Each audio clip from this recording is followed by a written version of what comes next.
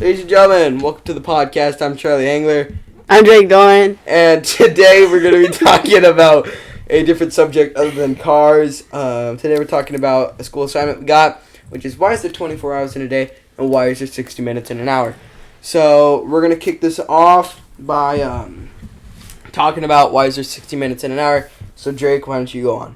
Oh, yeah, like you just said, I'm doing 60 minutes in an hour, baby. So, this came from the Babylonians, but it was originally from the Sumerians. They stole it and made it their own, you know what I mean? So, so basically, there's 60 minutes in an hour because, they wanted it to be like that. And also, 24 divided by 6, right? So 24 is the hours in a day. And 6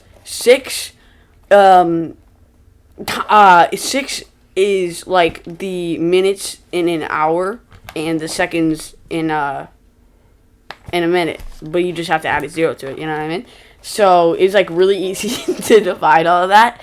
And yeah. And also the a circle is 360 degrees all around, you know what I mean?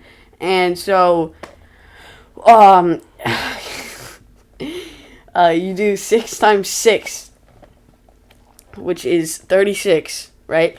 And then you add a 0 to that, you got 360, right? So that means you got an entire, like, circle of the earth. You know what I mean? It's 6 times 6. So, yeah, I just found all that really interesting, and that's what I got for research. On to Charlie.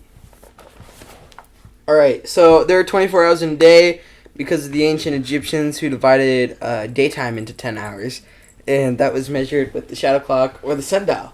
And the sundial is pretty cool because I've seen it used in many textbooks and that we listen to and see in history.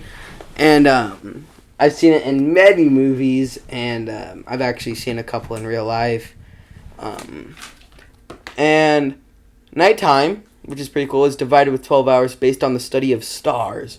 And it's pretty cool because their entire system would use many, many stars, which is kind of cool because sailors use the North Star to direct their way home and just to different locations, and that kind of sets them on the right path. So I thought that was pretty interesting, and, the Egyptians thought that the night and day were unequal and varied with seasons, and while that was happening, you know how, like, in winter, like, the sun goes down earlier?